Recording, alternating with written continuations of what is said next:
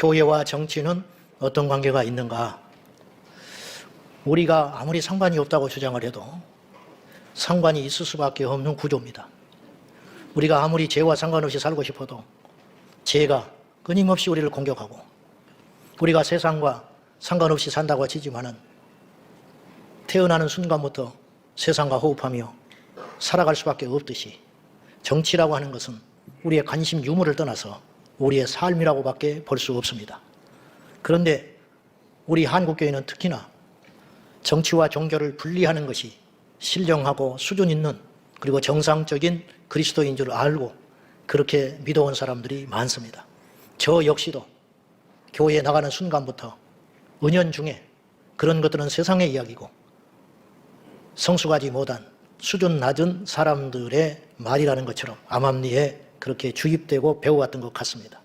이런 생각을 깨치는데 저도 오랜 시간이 필요해야 했습니다. 그런데 분명히 말씀드리는 것은 지금은 그리 한가한 때가 아니라는 것입니다. 정치에 관심을 두지 않아도 정치가 알아서 잘 한다면 그보다 좋은 일이 없지요. 태평성대라 하면 원래 제일 좋은 태평성대 세대는 왕이 누군지를 모르는 거예요. 왕이 누군지, 왕이 무슨 일을 하는지 몰라도 우리가 평안하고 좋고 우리가 잘 살 수만 있다면 정말로 이상적인 세상이겠죠. 우리가 대통령의 일거수일투족, 국회에서 일어나는 일에 대해서 끊임없이 우리가 염려하며 전전긍긍하는 것, 이것 자체가 지금 정치가 우리를 힘들게 하고 있다는 증거인 것입니다. 여러분이 집에서 키우는 자식이 알아서 잘 큰다면 뭐하러 간섭을 합니까? 알아서 잘 자기 앞가름 잘 하고 살아간다면 늦게 오는 것도 믿을만 해요. 얘가 늦는 건 이유가 있는 거야. 얘가 돈을 달라는 것은 이유가 있는 것이야. 그런 관계가 된다면 얼마나 좋겠습니까? 그러나 신뢰가 깨지고 불안하니까 늦으면 전화해야 되고, 돈을 쓴다고 하면 간섭을 해야 되고, 또 뒤에 점검을 해야 되고, 이렇지 않으면 애가 망해버려요. 이런 지금 시기에 저희가 있다, 이런 뜻입니다. 어제 제가 교화에서 갔다 올 일이 있어서 교화를 갔다가 오는데 차를 타고 신호등 앞에서 기다리고 서 있는데 이쪽에 한쪽 인도가에 프랭카드가 빨간 바탕에 흰 글씨로 이렇게 써 있었어요. 성평등을 속히 제정하겠다. 근데 정체불명이야. 누가 붙였는지 밝히지도 않았어요. 한 가지 분명한 건 개인이 붙인 건 아니에요. 두 번째, 떳떳하지 못한지를 자기도 알아요. 떳떳하고 좋은 것이면 왜 자신을 떳떳이 못 밝히겠습니까? 포괄적 차별금지법 안에, 법안 내용 안에 동성애라는 말 자체가 없어요. 그걸 묘하게 틀어놨습니다. 성적 지향이라고. 왜 떳떳하면 동성애라는 말을 못하는 것입니까? 떳떳하지 못하니까 그런 말을 들었다가는 국민들 대다수가 싫어한다는 걸 알기 때문에. 성평등이 얼마나 위태로운 말인지 아십니까? 우리는 양성평등 국가에 사는 거예요. 남자와 여자 두 가지 성에는 없는 것입니다. 천지가 개벽할 일이에요. 어디 성이 또 있습니까? 짐승도 암컷과 수컷밖에 없는데. 근데 이 성평등이라 하면 이 두 가지 성을 무너뜨려 버리고 완전한 성적 평등. 그 성적 평등이라면 이게 여기서 말하는 성이라는 것은 사회적 성을 말하는 거예요. 동성애도 성이에요. 동성애도 성이고 각가지 만들어낼 수 있는 성, 그러한 평등한 세상, 한마디로 말하면 사람들을 짐승처럼 만들어가지고 음란한 세상을 만들어 보겠다, 이렇게 주장을 하는 사람들인 거예요. 이걸 속히 제정하겠다는 거예요. 어디서 했는지 알 길이 없어요. 그러나 분명한 것은 하나님을 대적하는 자들의 외침인 것입니다. 우리가 살고 있는 고양시도 원래는 양성평등이었어요. 양성평등이 뭐니 할 필요도 없는 거예요. 당연한 일이 헌법에 이미 써 있으니까. 근데 그걸 수년 전부터 공을 들이더니 드디어 성평등으로 고양시 조례를 바꿔놨어요. 한번 물어봅시다. 그게 별로 중요하지 않는다면 뭐하러 수년을 몸부림을 쳐가지고 그걸 기어이 바꾸려고 했겠습니까? 그걸 바꿈으로 자기들이 꿈꾸는 세상을 원하는 거예요. 여러분, 그것이 그렇게 중요한 일이 아니라면 왜 이렇게 목을 맬까요? 차별금지법이 그렇게 위험하지도 않고 아무 필요도 없고 정말로 이 세상을 좋게 만드는 것이라면 진작 만들었겠죠. 왜 이제서 이걸 그렇게 만들려고 할까요? 그 안에核심이 숨겨져 있는 건 무엇입니까? 그래서 고양시가 지금 성평등 도시가 된 거예요. 이걸 바꿔보려고 무지무지 노력을 합니다. 시장도 바꿀 의지가 있어요. 근데 의회에서 통과를 시켜주질 않아요. 지금 이러고 있는 것입니다. 여러분, 도로가 불편한 게 문제가 아니에요. 건물이 노후된 게 문제가 아닙니다. 양성평등을 성평등으로 바꾼 것이 훨씬 더 심각한 문제라는 걸 우리는 모르지요. 왜? 우리는 콩나물값이 오르고 기름값이 오르고 전세돈이 뛰면 밤을 못 자고 근심을 하지만 이자율이 올라가면 우리 큰일 났다고 말을 하지만 양성평등이 성평등으로 바꾼 것에 대해서 누구도 관심이 없어요. 이것이 마귀의 엄청난 지혜고 술책이라는 거예요. 다시 돌아가서 정치라는 게 왜 이렇게 중요하냐면 포괄적 차별금지법도 결국은 정치의 문제인데 이것이 통과돼서 법이 만들어지면 전도를 방해가 받습니다. 설교가 간섭당합니다. 이단을 이단이라고 말하지 못하게 됩니다. 그러면 우리는 가만히 있어야 될까요? 그런 일이 생긴다 할지라도 가만히 있어야 합니까? 여러분, 우리 자유가 침해당하면 가만히 있지 않잖아요. 여러분이 무슨 소매치기 당했다 그냥 있는 것입니까? 여러분 아이들이 학교에 가서 부당한 대우를 받는다 가만히 있지 않잖아요, 여러분. 근데 왜 신앙의 위기가 온다는 건 가만히 있으려고 합니까? 이건 더 큰 문제인데. 이것이 외국에 나가 선교하시는 선교사님들이 공산국가에도 가고 이슬람 국가에도 갑니다. 불교 국가에 가서도 선교를 하기 위해서 지금도 결심을 하고 목숨을 걸고 갑니다. 근데 이분들이 비자를 받지 못합니다. 선교사라는 이유로 비자를 못 받아요. 추방당해야 합니다. 복음을 전하다가 들키면 감옥을 가든지 추방을 당해야 합니다. 중국에서 얼마나 많은 선교사들이 지금 추방당한지 아십니까? 코로나 이후에. 그리고 입국 거절당하고 있습니다. 이런 것들이 다 왜 일어나는 일이냐? 정치에 무관심했던 교회들 때문에 일어난 일일 수도 있는 것입니다. 공산국가는 그렇다 칩시다. 애초에 교회가 없었으니까. 미국이 왜 신앙의 위기가 오고 자유주의 신학이 판을 치고 이런 일들에 대해서 미국 교회가 잠잠히 벙어리 노릇을 해버리니까 악한 자들이 제 멋대로 주물르고 있는 것입니다. 오늘 본문을 보시면은 우리가 첫 번째로 기도해야 할 중요한 제목이 있다고 가르쳐 줍니다. 자, 1절, 2절까지 보겠습니다. 시작. 모든 사람을 위하여 간구와 기도와 도구와 감사를 하되 임금들과 높은 지위에 있는 모든 사람을 위하여 하라. 이는 우리가 모든 경건과 단정함으로 고요하고 평안한 생활을 하려 함이라. 내가 너희들한테 첫째로 권면한다. 여러 모든 사람을 위해서 기도하고 감사하고 간구하거라. 기도의 영역에는 한계가 없어요. 근데 그렇게 숱하게 많은 나라를 위해서, 많은 사람을 위해서 어떤 일들에 대해서 기도할 것이 많은데 그런 모든 기도 중에 첫째로 기도해야 할 제목이 있다. 그건 뭐냐? 임금들과 높은 지위에 있는 자들을 위해서 우선적으로 기도하거라. 우리 교회를 위해서도 기도하는 것보다, 내 자신을 위해 기도하는 것보다, 내 자식을 위해서 기도하는 것보다 더 우선적으로 기도해야 할 제목이 있는데 임금들과 통치자들을 위해 기도하거라. 이유가 있으니 이는 우리가 모든 경건과 단정함으로 고요하고 평안한 생활을 하려 함이라. 내 가정을 지키려면 내 가정을 지켜달라고만 기도하지 말고 내 가정을 지킬 수 있는 자를 위해 기도하라는 거예요. 내 자식이 잘 되기를 원하면 내 자식이 정신 차리고 똑바로 살아라고 기도할 것도 있지만 내 자식의 미래를 결정짓는 위정자들을 위해서도 기도할 수 있어야 한다. 우리 교회가 부흥하고 앞으로도 주님 오신 날까지 건강하고 살아있는 교회가 되기 위해서 우리가 기도해야 하지만 우리 교회에 간섭할 수 있는 힘을 가진 자들을 위하여 우리가 먼저 기도해야 한다. 이게 지혜로운 거 아니냐 이 말이에요. 결국 우리가 그들을 위해 기도하지 않으면 우리의 평안함을 뺏겨버리고 우리는 불안한 세상을 살게 되고, 우리가 그들을 위해 기도하지 않으면 우리가 단정하고 거룩한 세상을 살지 못한 채 밤이 되면 불안에 떨어야 하고, 아이가 좀이라도 늦게 오면 어디서 무슨 일을 당했는지 걱정을 해야 하고, 예배를 드리다가도 주변의 눈치를 살펴야 하며, 전도를 하다가도 우리가 신고를 받을까 봐 전전긍긍하는 차별금지법 반대를, 이 피켓팀이 전국에 200개 정도가 있는데 지금이니까 이걸 들고 있지, 앞으로 이렇게 하는 것 자체가 위법이고 차별주의자로 벌금을 문다든지 옥살이를 해야 하는, 그렇게 몇 번만 해버리면 누가 나서서 그걸 하겠습니까? 이런 세상이 되지 않기를 위해서 위정자들과 임금들과 통치자들을 위해서 기도해야 한다. 그렇게 돼요. 그래서 궁극적으로 그런 기도를 통하여 4절에 하나님이 이루시고 난 일이 있는데 모든 사람이 구원을 받으며 진리를 알기 위해서는 우리가 이런 악한 세상이 일어나지 아니하도록 첫째로 기도해라, 이렇게 말하는 거예요. 그러니까 전도하기 위해서 그 기도해야 돼요. 복음이 증거되기 위해서 그 기도를 하라는 거예요. 선교사님들이 복음의 선교를 열심히 하기 위해서, 기도하기 위해서, 그 나라의 정치를 위해서 우리는 기도하는 길밖에 없다라는 거예요. 이것이 결코 다른 이야기들이 아니라는 거예요. 저는 여기서 기도하라는 말을 확대시켜서, 기도라는 것은 세 가지 방면이 있지 않습니까? 구하는 것, 그리고 찾는 것, 그리고 두드리는 것. 그러니까 이게 다 포함되고 있는 거예요. 위정자들을 위해서 기도해라. 위정자들에게 전화해라. 임금들을 위해 기도해라. 임금들에게 바른 정치를 할 수 있도록 서명운동을 하거라. 온라인에 참여시켜라. 국회 앞에 가서도 이야기를 해라. 저는 이렇게 해석을 하고 싶어요. 우리가 그들을 위해 기도하지 않으면 이 세상은 점점 나쁜 자들이 득세하는 세상이 되고, 그들이 권력을 잡게 되면 법들을 만들게 되고, 그들이 정해놓은 룰에 따라서 선량하고 평안한 삶을 살고 싶어하는 사람들이, 평범한 국민들이 엄청난 고난을 당하게 된다는 것이에요.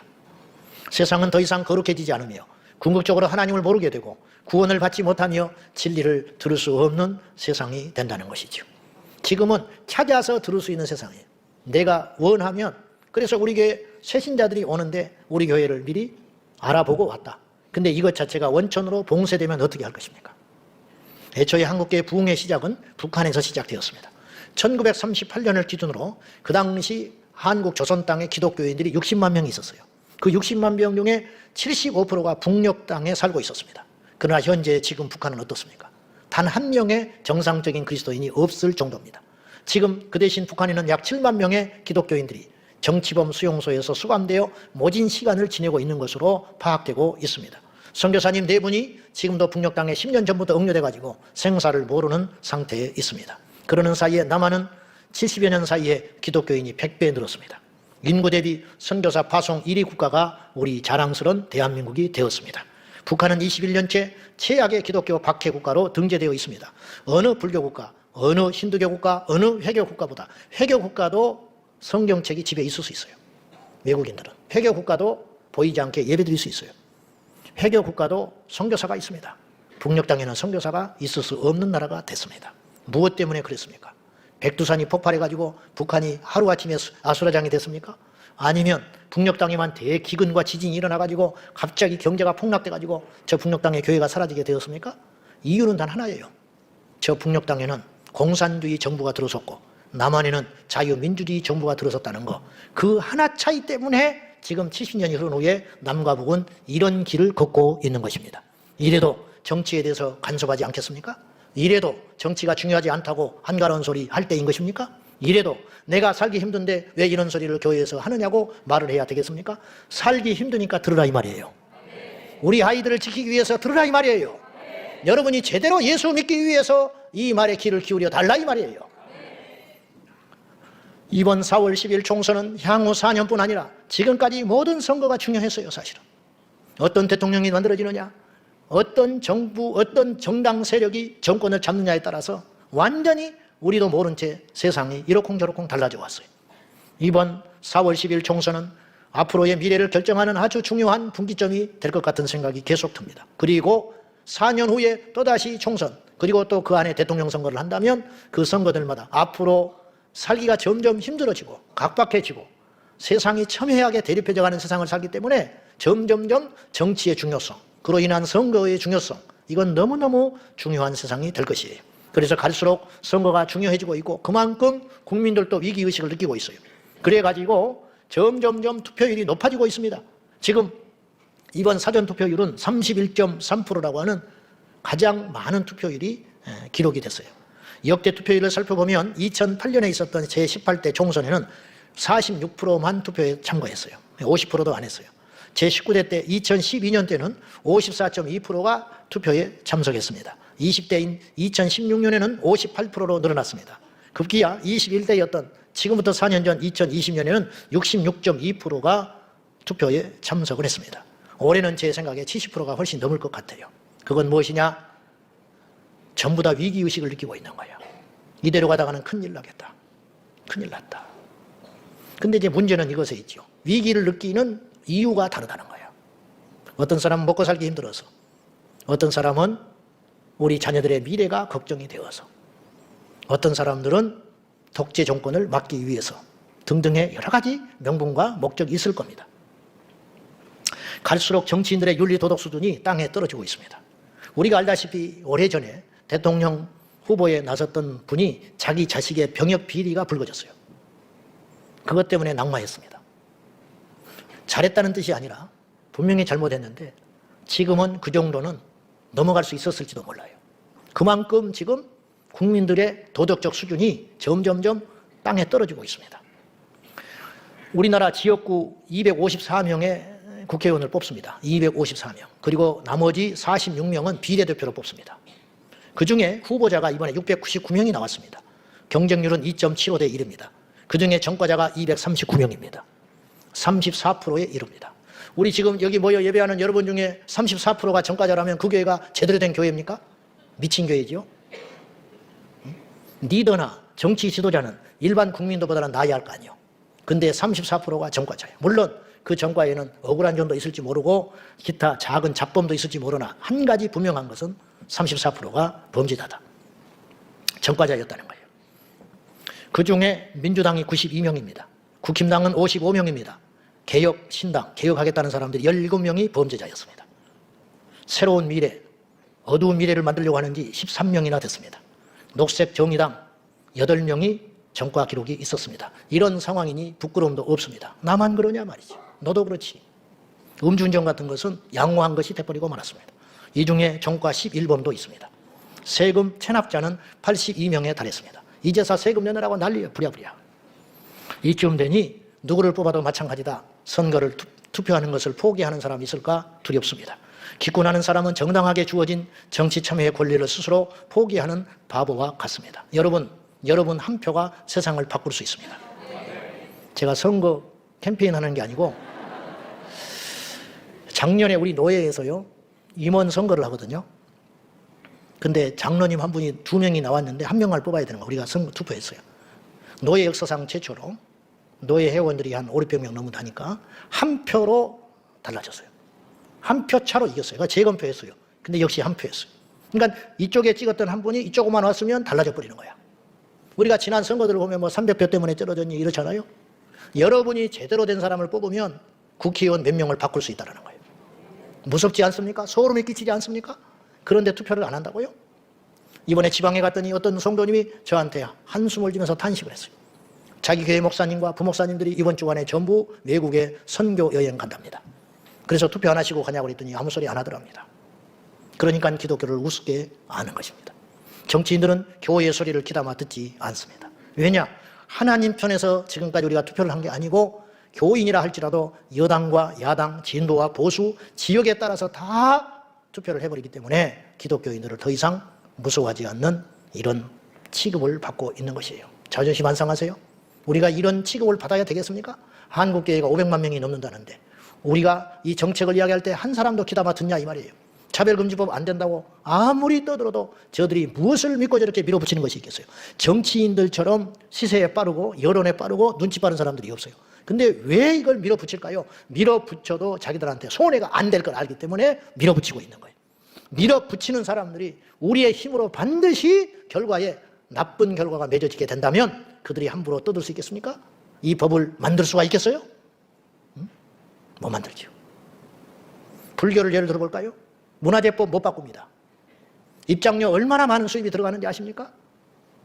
못 바꿔요. 중들이 먹다치고 나타나 버리니까. 똘똘 뭉쳐버리거든. 가톨릭 건드릴 수 있는지 아세요? 신부들은 비리 없을 것 같아요?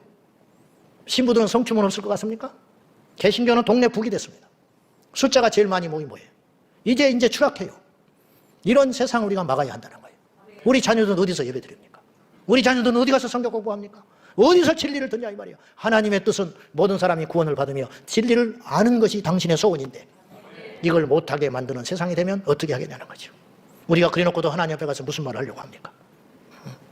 무슨 말을? 문제는 바른 선거, 제대로 된 사람에게 투표해야 한다는 숙제가 남아있는 것이에요. 목사님, 투표가 중요한 것도 알지만 주일날 강단에서 영적인 이야기, 신령한 이야기를 해야지 투표 이야기를 왜 하십니까? 여러분, 우리나라 6만 개 교회입니다. 오늘 그럼 무슨 선교를 할까요? 무슨 설교를 제가 해야 됩니까? 서로 사랑하라고? 백날 그래봤자 사랑하지도 않아. 이 시점에 교회가 무엇을 설교하냐고요, 그러면. 안 하는 것도 이상한 거 아니요? 응? 선거를 앞두고 우리 기독교인이 어떤 안목을 가지고 어떤 사람에게 투표해야 된다고 말을 해줘야 되는 거 아니에요? 안 하는 게 이상하지요. 우리나라 전국의 6만 개 교회가 이렇게 해서 깨울 수 있다면 국회의원들이 함부로 하겠어요?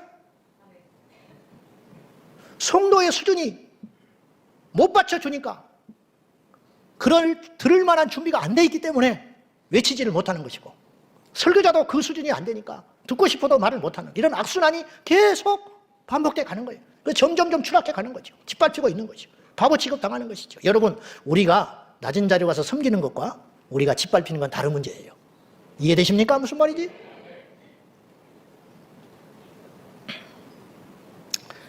과거에 우리 어른 세대는 저 어릴 때 그런 거 많이 봤어요. 막걸리 대접받고 표를 바꿔버린 사람 봤습니다. 고무신 한 컬레 받고 나 하나쯤 저 사람 찍어도 괜찮다고 돈 봉투 받고 바꿔준 사람도 숱하게 봤습니다. 지역에 도로 닦아준다고 표를 주는 사례가 숱하게 있었습니다. 지금은 그런 종류는 아니지만 비슷한 양상이 일어나고 있어요. 여전히 일어나고 있어요. 같은 고향이라고 찍어줍니다. 아는 사람이라고 찍어줍니다. 우리 동네에 길 닦아준다고 찍어줍니다. 우리 지역 노후된 아파트 재건축해준다고 찍어줍니다. 다 속고 있는 것입니다. 사랑하는 여러분, 깨어 일어나십시다. 민주당도 국힘당도 아닙니다. 그리스도를 위해서 우리의 안전과 우리의 거룩과 우리의 평안함과 우리의 다음 세대를 위해서 우리가 두 눈을 부릅뜨고 감시하고 투표를 잘 해내십시다. 기도하겠습니다. 하나님 아버지, 하나님 마음에 합한 자 뽑아 주십시오. 하나님을 두려워하는 자 뽑아 주십시오. 이제 우리 손으로 뽑게 될 것입니다. 아버지 하나님, 우리가 제비를 뽑거나 결정은 하나님이 하시는 일인데 하나님이 결정하시기에 합당한 사람을 우리 손으로 잘 제비 뽑을 수 있도록 도와주옵소서. 예수님의 이름으로 기도하옵나이다.